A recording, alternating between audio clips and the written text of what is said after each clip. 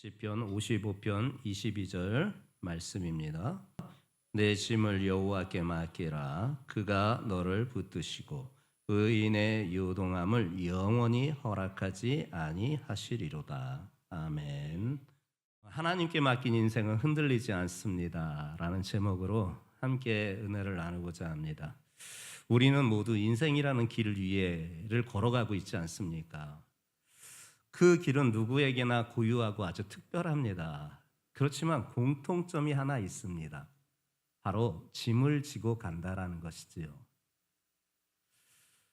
누군가 이야기하기를 짐은 자주 인생을 상징한다, 그렇게 말해주고 있더라고요.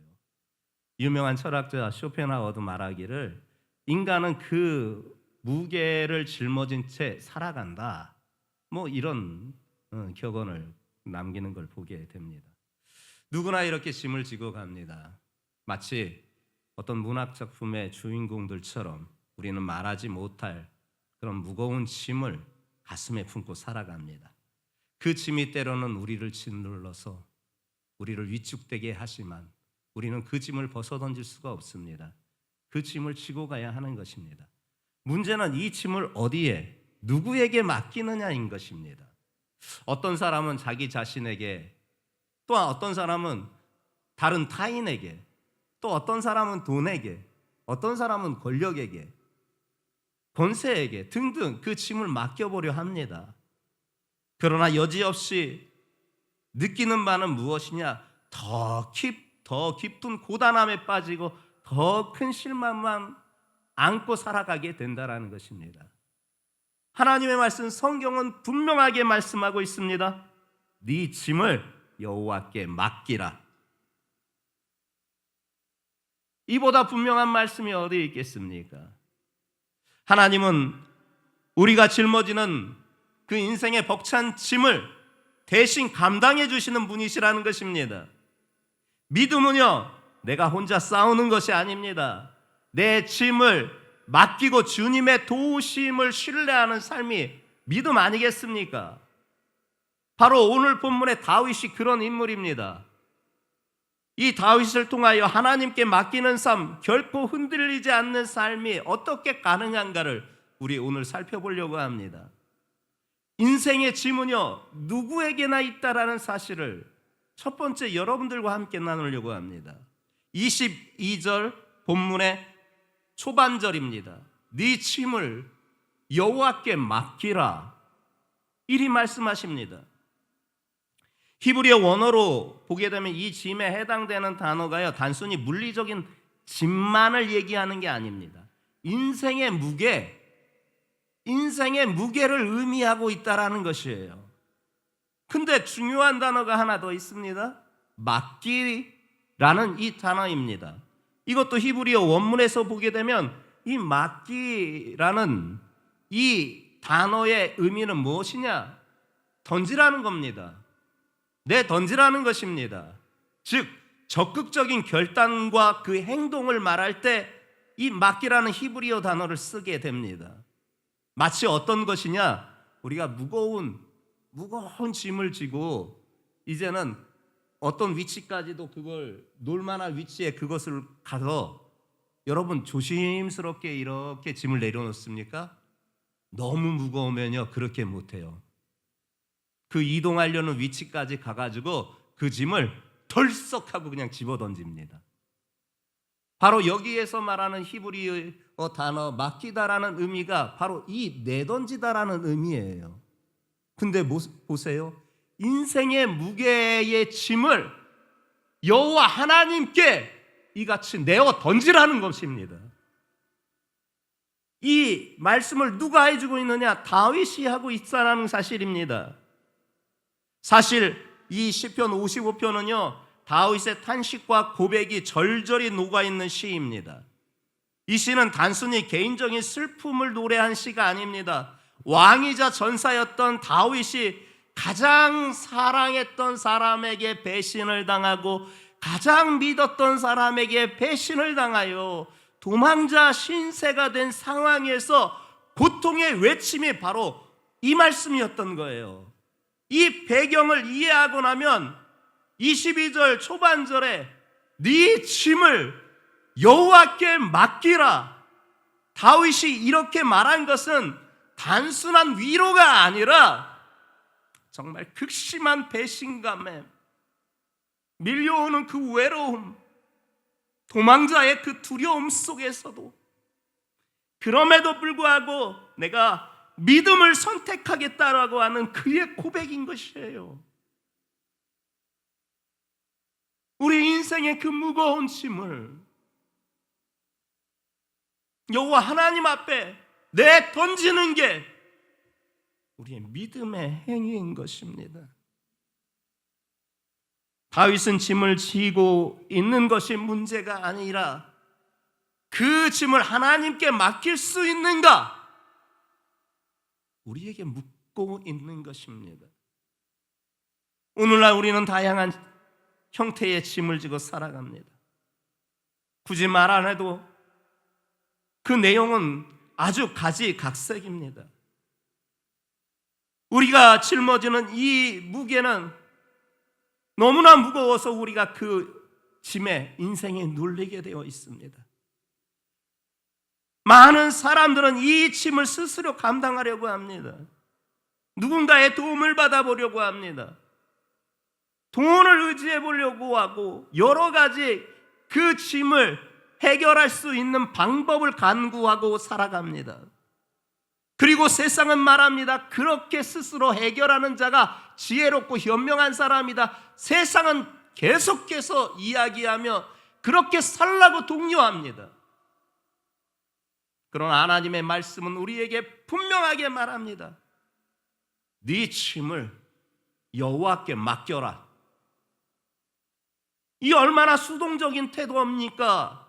세상 사람들이 볼 때는 참 어리석어 보이는 수동적인 태도 아닙니까? 스스로 짐을 해결하려는 적극적인 능동적인 자세가 세상은 우리에게 요구하는 바고 그게 지혜라고 말하는데, 하나님의 말씀은 너무나 수동적으로 네가 해결하려고 하지 말고 내게 맡겨.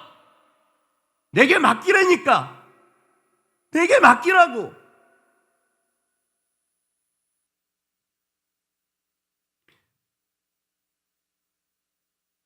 여기에 믿음이 있어야 그분에게 맡기는 겁니다. 오늘 이 본문은 우리에게 도전합니다. 지금 나의 인생에서 내어놓아야 할 짐은 무엇입니까? 나는 누구에게 내 짐을 맡기고 있습니까? 진정으로 하나님께 맡기고 있는 삶을 살아가고 있습니까? 이 도전을 여러분들에게 하고 있는 것입니다. 마태복음 11장 28절 말씀하는 바 있습니다. 수고하고 무거운 짐진 자들아 다 내게로 오라. 내가 너희를 쉬게 하리라. 예수님은 계속해서 짐진 우리들을 초청하고 계시는데, 정작 우리들은 그 짐을 내 스스로 해결해 보려고, 그게 능동적인 태도고 그것이 바른 삶이라고 그렇게 말하고 행동하고 있는데, 하나님은 그렇지 아니하시다라는 거예요. 그 짐 내게 맡겨라. 네 짐 나에게 맡겨.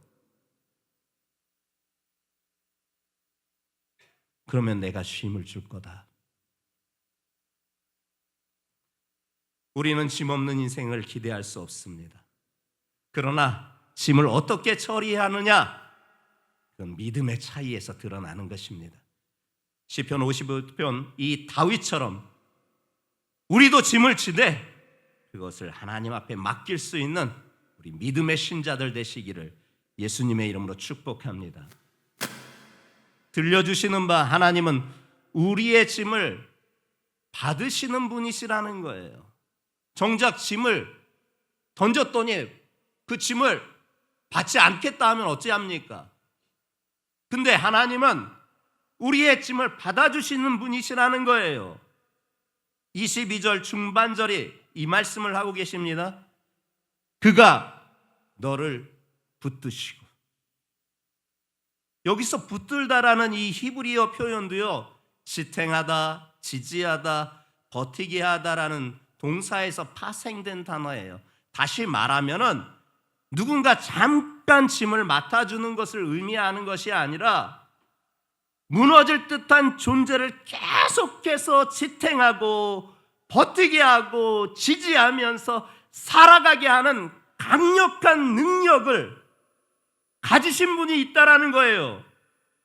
그분이 내게 맡기라고 말하시면서 그러면 내가 붙든다라고 그렇게 선포하고 있는 것입니다. 다윗은 이 단어를 사용하면서 하나님이 짐을 받으실 뿐만 아니라 짐을 맡기진 자를 지탱하시고 지지하시고 버티게 하시는 이 사실을 지금 선언하고 있는 것입니다. 다윗이요, 이런 일도 겪었어요. 오늘 시편 55편의 배경입니다. 아들이 있어요. 아들이 다윗이 많아요. 근데 특별히 다윗이 사랑하는 아들이 있었어요. 자기를 쏙 빼닮은 것 같아요. 그래가지고 더더욱 사랑했어요. 압살롬이라는 아들이었어요. 다윗이 정말 사랑했어요, 그 압살롬. 근데 웃겨요. 이 압살롬이요, 다윗의 아들이잖아요. 그런데 이 백성의 마음을 훔쳐요. 그리고 무엇을 하느냐? 아버지를 쫓아내려고 해요. 왕위에서 끌어내려고 해요. 뿐만이 아니었습니다. 다윗의 최측근이며 친구였던 아히도벨이라는 사람이 이 압살롬, 다윗의 아들에게 붙어가지고 그의 조력자가 됩니다. 이 사실을 알고 나서 다윗은 말로 형용할 수 없는 배신감을 느꼈습니다.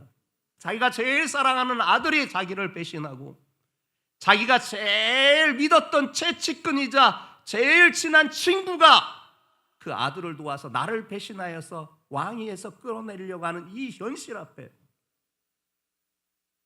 그럼 참담했습니다. 결국 도망자로 그렇게 살아가는, 피신해야 되는 그 상황이었습니다. 근데 그 배신에도 불구하고 다윗은 혼자 감당하려 하지 않습니다. 그는 기도의 자리에서 자신의 마음을 토해냅니다. 즉 짐을 하나님께 맡긴 것입니다. 결국 그는 끝내 무너지지 않았고 다시 예루살렘으로 돌아오게 된 사실을 여러분들이 알고 있습니다. 다윗은 익히 알고 있었습니다. 하나님께서 실제로 자신의 삶을 붙들고 계시다라는 것을. 그래서 그 하나님 앞에 자기의 짐을 던졌다라는 것을. 우리 역시 삶에서 믿었던 사람에게서 배신을 당하고 배반당하고 또한 끔찍하게 나를 모함하고 나를 넘어뜨리는, 뒤에서 침뱉는 일을 하고 다니는,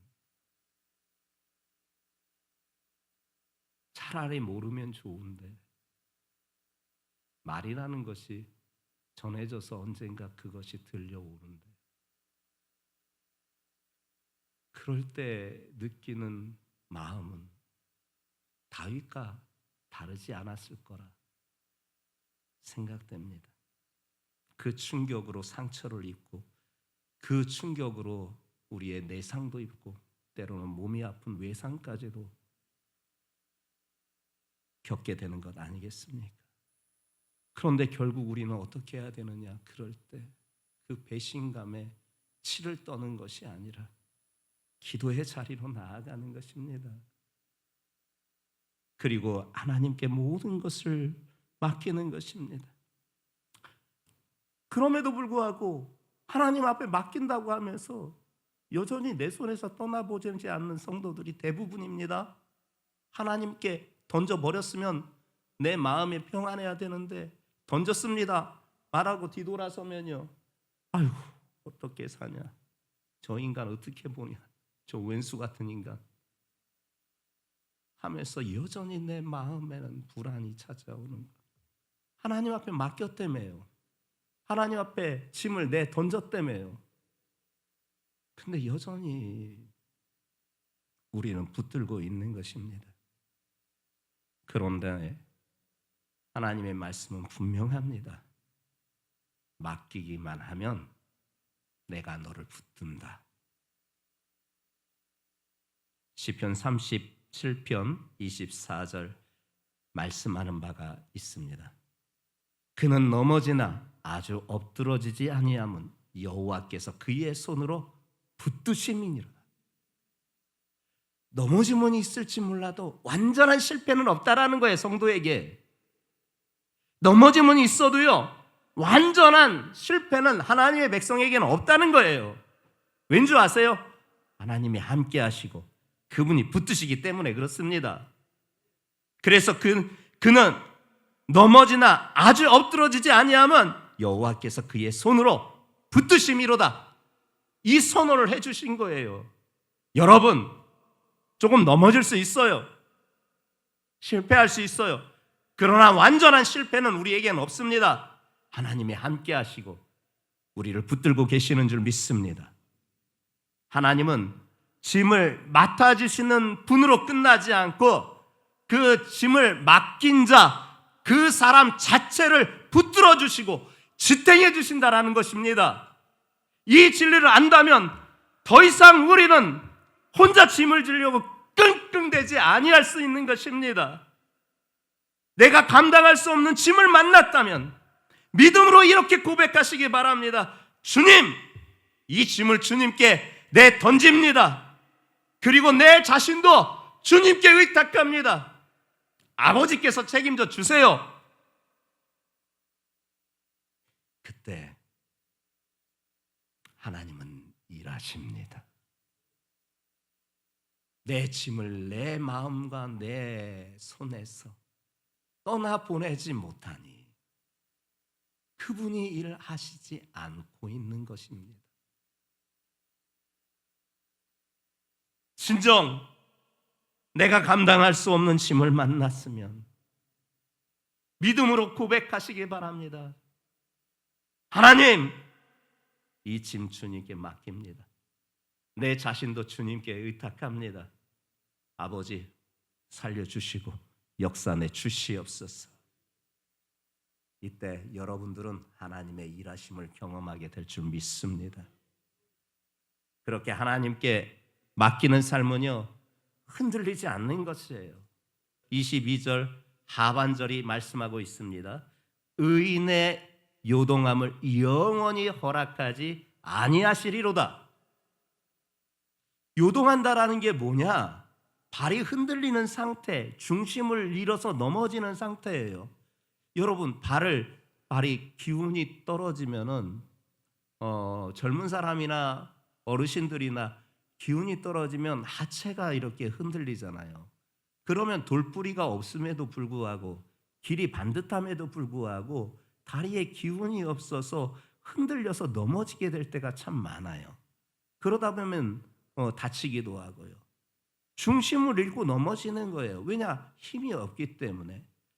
여기서 요동함이란 이 히브리어 단어가 바로 그때의 상태를 말해주고 있는 거예요. 근데 뭐라고요? 의인의 요동함을 영원히 허락하지 아니한다. 하나님께서 이렇게 선포해 주시고 있는 거예요.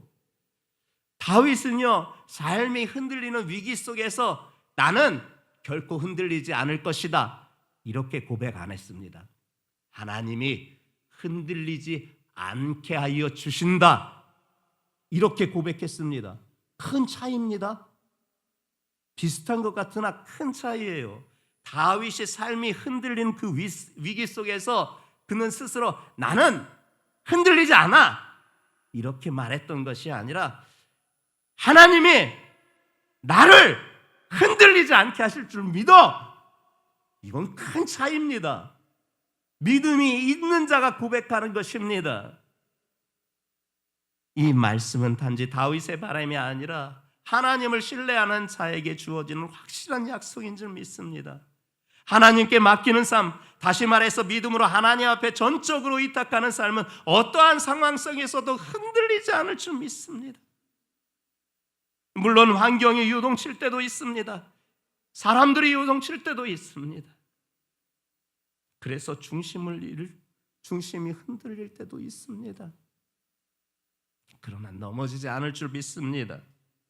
다시금 우리를 굳건하게 세워주시는 것은 하나님께서 의인의 요동함을 영원히 허락지 아니하시기 때문에 그렇습니다. 그것이 우리의 삶인 줄 믿습니다. 여러분들이 기억하여야 될 것은 하나님께 맡기는 자는 어떠한 상황에서도 결코 흔들리지 않는다. 이 믿음인 줄 믿습니다. 인생의 파도가 찾아와도 바람이 그렇게 거세게 불어도 우리 인생의 기초가 흔들리지 않는 성도들일 수 있는 것은 하나님이 그 일을 허락 안 하십니다. 시편 16편 8절 말씀하고 있습니다. 시편 16편 8절에 말씀하고 있습니다. 함께 합독해 보겠습니다. 시작.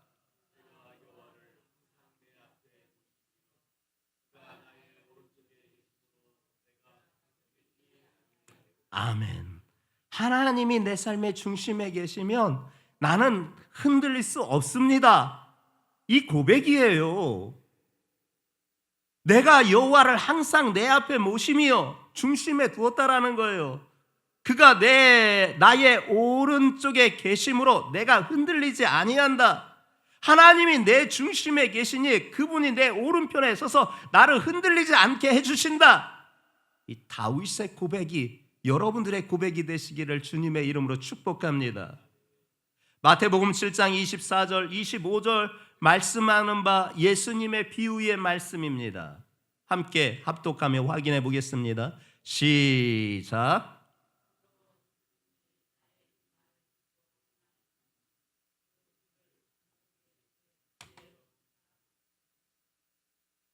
(25절입니다)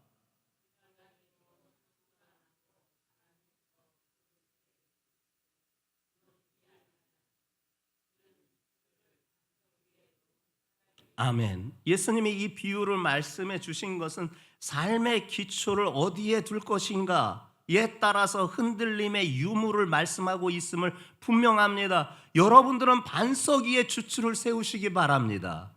모래 위에 세우지 마시기 바랍니다. 반석은 뭐냐? 예수 그리스도이십니다. 예수 그리스도의 여러분들의 인생의 삶의 기초를 놓을 때 아무리 바람이 불고 아무리 창수가 쳐도 결코 흔들리지 아니할 줄 믿습니다. 무너지지 않는 줄 믿습니다. 그래서 우리가 어디에다 기초를 둬야 되는지 반석 대신 예수 그리스도의 여러분들의 삶의 기초를 두시는 우리 성도들 되시기를 주님의 이름으로 축복합니다. 1912년 전 세계를 떠들썩하게 했던 대재난이 하나 있었잖아요. 타이타닉호가 침몰했습니다. 그 당시로는 상상할 수 없는 굉장히 큰 대유람선 크루즈호였습니다. 그 배가 출항하여서 출발하자마자 얼마 못 가여서 빙하와 부딪힘으로 말미암아 그 배가 침몰하게 되었습니다. 그렇게 무너지는 그 절망의 상황 속에서 한 크리스찬 여성의 이야기가 지금까지도 생존자의 입을 통하여서 회자되고 있습니다. 구명보트를 타지 못한 그 여인은 그냥 선상에 남아 있었습니다. 그런데요, 그 선상에 남아있는 그 수많은 사람들에게 그 순간, 그 마지막 순간에도 복음을 전하면서 사람들을 위로하였던 것입니다. 주변 사람들이 그녀에게 물었습니다. 두렵지 않느냐고. 배가 이렇게 무너지고 저렇게 구명보트는 지금 떠나 있는데 지금 배가 침몰하면 죽을 건데 나도 죽을 거고 당신도 죽을 건데 두렵지 않느냐고 그렇게 그 여인에게 질문합니다. 두려워서 그랬겠지요. 그때 이 여인이 하는 말이 나는 내 인생을 주님께 맡겼습니다. 설사 오늘 내 생을 마친다고 해도 결코 나는 흔들리지 않습니다. 그 배가 침몰하는 그 상황 가운데에서 그렇게 복음을 전하면서 많은 이들에게 복음으로 인도하는 그 여인의 일화가 이때의 일을 기록하였던 생존자의 입을 통하여서 아직까지도 회자되고 있습니다. 그녀의 삶은 환경이 아니라 믿음 위에 지어진 인생이었기에 마지막 순간에도 요동하지 않을 수 있었던 것입니다. 사랑하는 성도들이여, 오늘 우리가 진정으로 믿음으로 산다는 것은 무엇을 의미합니까? 그것은 삶의 주도권을 하나님 앞에 맡긴다라는 것입니다. 내 계획도, 내 감정도, 내 염려도, 내 미래도 이 모든 것을 다 주님께 맡길 때 우리는 결코 흔들리지 않을 줄 믿습니다. 인생의 축이 결코 흔들리지 아니하는 경험을 하게 될 줄 믿습니다. 무거운 짐을 내려놓고 붙드시는 하나님께 내 삶을 맡기시는 우리 성도들, 그리고 그 믿음 위에 매일의 삶을 지어 나가시는 우리 성도들, 그 삶이 결코 흔들리지 않는다라는 약속을 붙들고 승리하는 우리 성도들 모두 되시기를 주님의 이름으로 축복합니다.